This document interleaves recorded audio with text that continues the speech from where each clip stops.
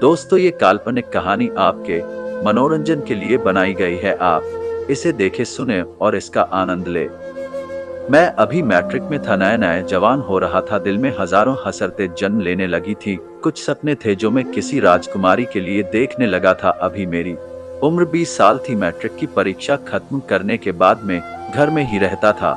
ना कोई काम था। पापा चाहते थे मैं पढ़ लिख कर इंजीनियर बन जाऊं, लेकिन मैं ज्यादा नहीं पढ़ना चाहता था पापा के सामने। अब मैं क्या कह सकता। मैंने पापा को कहा भी था, पापा मैं नहीं पढ़ना चाहता, बेहतर है आप मुझे कोई काम सीखने दे।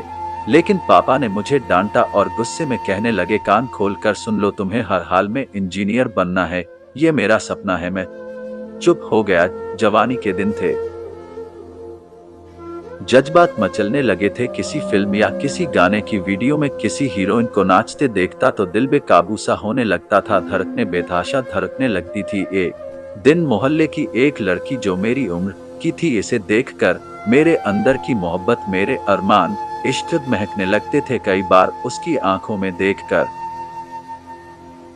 उसे अपनी मोहब्बत का एहसास दिलाना चाहा, लेकिन वह हर बार मुझे इग्नोर करके चली जाती थी। यूं कह लो मुझे वह बहुत अच्छी लगने लगी थी। उधर पापा चाहते थे मैं पढ़ लिख कर एक कामयाब इंसान बन जाऊं। यहाँ मैं किसी की मोहब्बत में दीवाना हो रहा था। उस लड़की को एक झलक देखने के लिए घंटों उसके घर के दरवाजे से थोड़ा दूर खड़ा रहता। उसके लगातार इग्नोर करने पर मेरे जज्बात मचलने लगे। कई बार उससे बात करने की भी कोशिश की, मौका पाकर उसे अपने दिल की बात भी बताई थी, मगर वह बिना कोई जवाब दिए चली जाती। एक दिन वह गली से गुजर रही थी, मैंने उसका हाथ पकड़ लिया। वह डर गई, उसने चिल्लाना चाहा, लेकिन मैंने उससे प्यार से कहा, क्यों मेरी मोहब्बत को नहीं समझती हो? कितनी बार बता चुका हूँ, मैं तुमसे बहुत प्यार करता हूँ। वह मुझे कहने लगी, देखो मेरा हाथ छोड़ो। थोड़ा गुस्से में बोली तो मैंने हाथ छोड़ दिया। वह शायद डर गई थी। वह भागते हुए अपने घर में चली गई।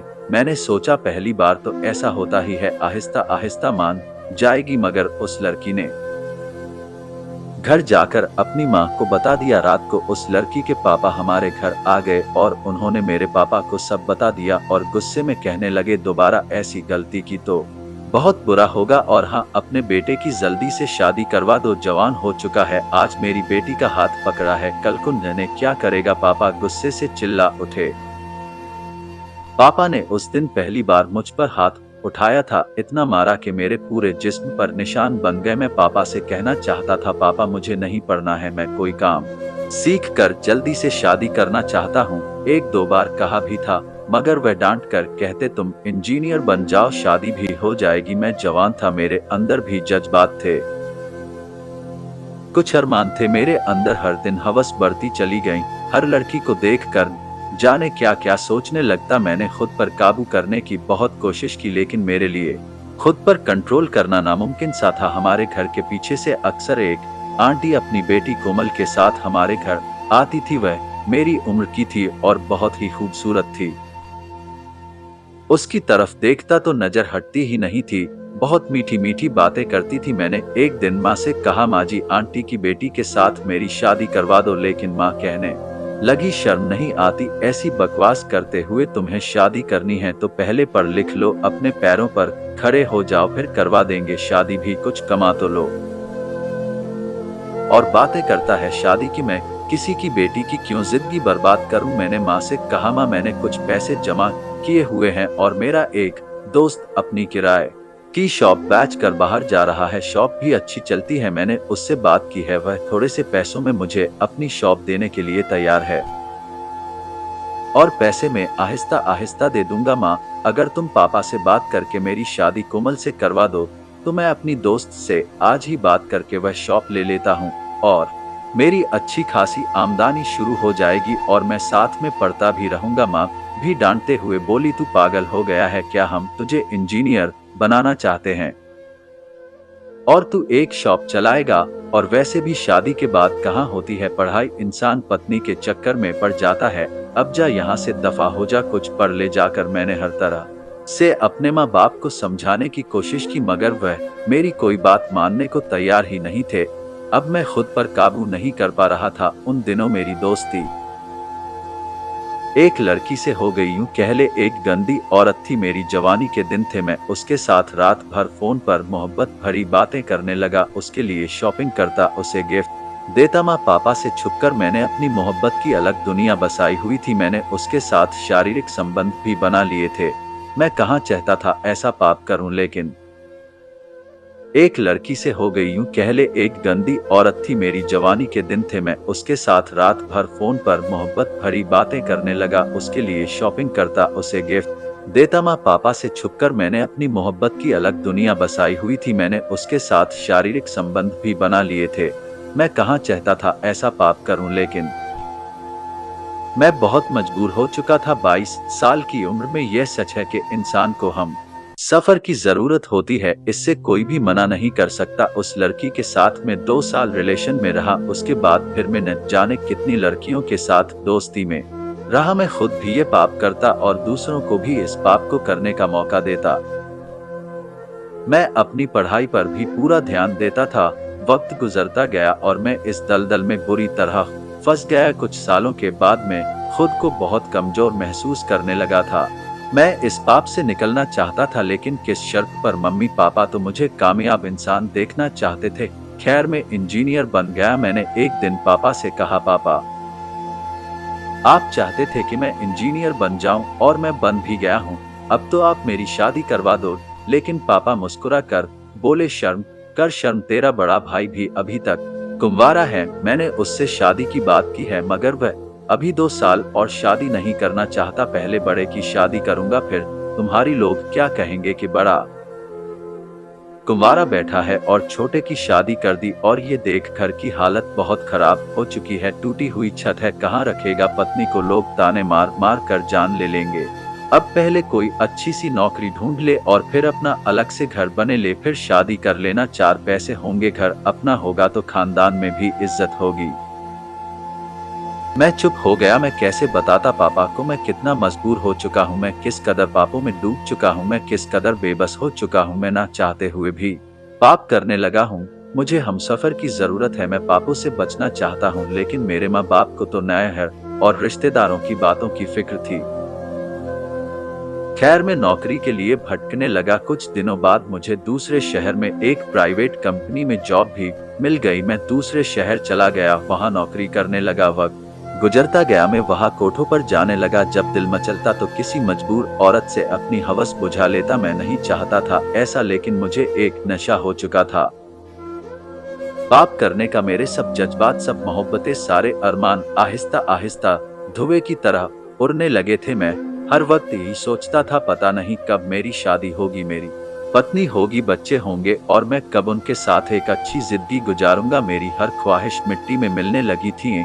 अकेलापन और जिम्मेदारियों ने मेरे मिजाज को जलाकर रख कर दिया। मैं रूखे मिजाज का हो गया। अब मैं दुनियादारी समझने लगा था। 10 साल गुजर गए, मैं 32 साल का हो चुका था, घर भी बन गया था, मुझे अच्छी नौकरी भी मिल गई। अब मैं अच्छा खासा कमाने लगा। मेरे सर के कुछ बाल सफेद हो चुके थे। मैं घर आया, पापा कहने लगे, तेरे भाई ने भी अपना घर बना लिया है, मैंने तुम दोनों के लिए लड़कियां देखी है, बहुत खूबसूरत है, पढ़ी लिखी है, संस्कारी है, दोनों की शादी साथ करूंगा, तुम दोनों बहुत खुश रहोगे। सच पूछो तो अब मेरा मन बदल चुका था। अब मुझे शादी जैसे नाम से नफरत सी हो चुकी थी। न चाहते हुए भी मैं शादी जैसे बंधन में बंध गया। मैं पापा की तरफ देख रहा था, अब क्या फायदा पापा,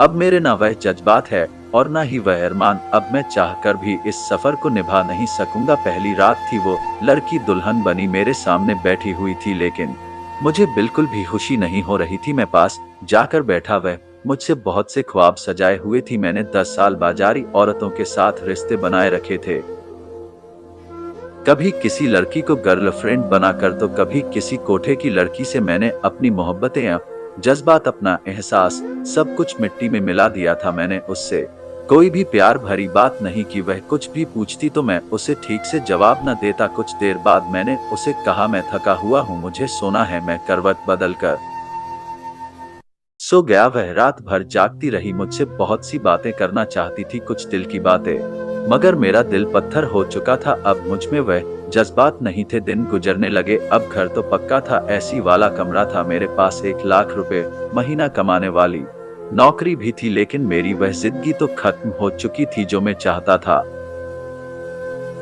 मेरी पत्नी मेरा बहुत ख्याल रखती, हर पल मेरे साथ गुजारना चाहती थी, लेकिन उसकी हर अदा मुझे फरेब लगती थी। मैं उसके हर काम में कमी निकालता था। वह जैसे मुझे एक बोझ सा लगने लगी। वह मुझ में एक अच्छा हमसर तलाश करना चाहती थी। वह मेरे दिल से मोहब्बत को धड़कता देखना चाहती थी। वह मेरे सीने लगना चाहती थी। वह मेरा हाथ थाम कर पूरी दुनिया घूमना चाहती थी, लेकिन मैं अब खत्म हो चुका था। हर वक्त में उलझा उलझा सा रहता था। मेरी पत्नी जब भी तैयार होकर मुझे कहती आज कहीं बाहर चले घूमने, तो मैं उसे किसी न किसी बहाने से टाल देता। मुझे आज भी उससे ज्यादा बाजारी औरतों में दिलचस्पी थी। मुझसे मोहब्बत की भीख मांगती थी। वह रोकर मुझसे पूछती आखिर क्या वजह है, क्यों मैं उसमें दिलचस्पी नहीं रखता। मुझसे पूछती थी क्या मैं आपको अच्छी नहीं लगती, आखिर क्या वजह है, आप मुझसे इतने दूर दूर क्यों रहते हैं। लेकिन मैं भी क्या करता। आज से 10 साल पहले जब मैं अपने माँ बाप से यही भीख मांगता रहा, तो उन्होंने मुझे इंजीनियर बनाने चाहते थे। ये सब एहसास एक एक करके खोता रहा। मैं दिन रात तड़पता रहा, मैं चीखता चिल्लाता रहा। आज जब वक्त गुजर गया तो मैं कैसे मोहब्बत भरा सफर तय करूं, कैसे मैं वही एहसास वही जज्बात वापस लेकर आऊं। हर बात मुझे अब फरेब लगती है, हर बात मुझे झूठ लगती है। पत्नी की मोहब्बत, उसकी फिक्र करना, उसका प्यार से मुझे आवाज देना। वह जितना ये रिश्ता निभाना चाहती थी, मैं उसे इतना ही जलील करता। एक रात तो वह मेरे पास आई, मैं सो रहा था, मेरे कदमों को पकड़ लिया। वह जैसे थक चुकी थी, मेरे सामने हाथ जोड़कर रोने लगी। मुझसे क्या गुनाह हुआ है, मैंने क्या गलती कर दी है, मैं ऐसा क्या करूं कि मैं आपको पसंद आ जाऊं। मैं भी जवान हूं, वफादार हूं। मेरी जान, बताओ ना क्या कमी है मुझ में जो आप मुझे इतना दर्द देते हैं। शादी को 1 साल गुजर गया है, कभी एक बार भी आपने मोहब्बत से बात नहीं की मुझसे। आप क्यों मेरे साथ ऐसा कर रहे हैं। वह मुझे कस्में देने लगी, लेकिन कमबख्त मुझे उसका रोना भी फरेब की तरह लगने लगा था। अब भी बाजारी औरतों के साथ रातें गुजारता, उनकी अदाओं से मुझे मजा आता। जब एक औरत से दिल भर जाता तो दूसरी औरत से दिल लगाता। मैं अब इस दुनिया में खो चुका था। मुझे तो आदत पड़ गई थी औरतों के बदलने की। पत्नी को देखता तो जहर लगती थी। फिर एक दिन वह दिन भी आया कि मेरी पत्नी को मेरी सारी हकीकत पता चल गई। मुझे लगा कि अब वह मुझे छोड़कर चली जाएगी, मुझे बदनाम करेगी, मगर ऐसा कुछ भी ना हुआ। तो बहुत तड़पी थी, सारी रात मेरे पाँव पकड़ कर रोई थी। मुझसे पूछती रही आखिर मुझ में क्या कमी थी जो तुम बाजारी औरतों के पास जाते हो। मेरे पास उसके सवालों का कोई जवाब न था। फिर रोते रोते मुझे कहने लगी भगवान के लिए ये काम छोड़ दो, चाहे मेरे करीब मत आओ, मुझसे नफरत करो।